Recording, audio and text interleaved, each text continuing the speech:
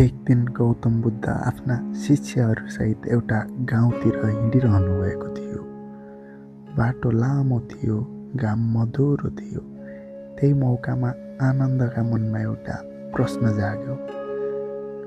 भगवान, उनले भने, मैले वर्षौंदेखि तपाईलाई हजारौं मानिसहरूलाई उपदेश दिँदै गरेको देखेको छु। कोही रुन्छन्, कोही हाँस्छन्, कोही बदलिन्छन्, कोही जस्ताको तस्तै रहन्छन्। एउटै मुखबाट निस्केको एउटै कुराले यति फरक असर किन गर्दछ? भगवान बुद्धले मुसुक्क हाँसेर भन्नुभयो, आज साँझसम्म पर्ख आनन्द। गाउँमा पुगेपछि ठुलो भेला भयो।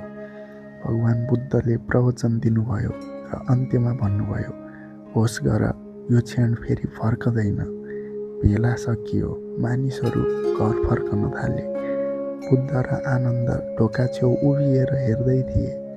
पहिले एउटी सजिएकी महिला आइन्। उनले हात जोडेर भनिन्, तथागत, तपाईको समय फर्कँदैन भन्ने कुराले मलाई याद दिलायो। आजको मेरो नृत्य कार्यक्रम छ, म ढिलो भइसकेँ र उनी हतार हतार गइन्।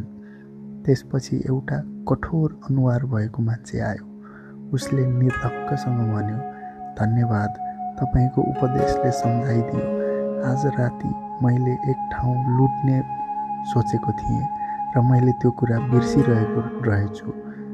र ऊ पनि हिँड्यो। अन्त्यमा एउटा हात खुट्टा काम्ने बुढो मान्छे आए। उनका आँखा रसाएका थिए।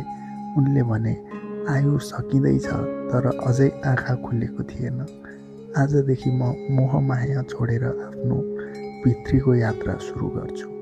सबै गएपछि भगवान बुद्धले आनन्दतिर फर्कनुभयो र भन्नुभयो, देख्यौ, उहाँले भन्नुभयो, मैले एउटै दियो बाल्दा कसैले आफ्नो बाटो देख्यो, कसैले चोर्ने ठाउँ त कसैले आफ्नो भित्री मन। दियोको दोष छैन, झ्याल जुन दिशातिर फर्केको छ उज्यालो त्यतै जान्छ। अनि मानिस संसारलाई आफ्नो मनको झ्यालबाट हेर्छ। त्यो झ्याल साफ भएको दिन सत्य आफै देखिन्छ। आनन्दले केही बोलेनन्, जवाफ पाइसकेका थिए।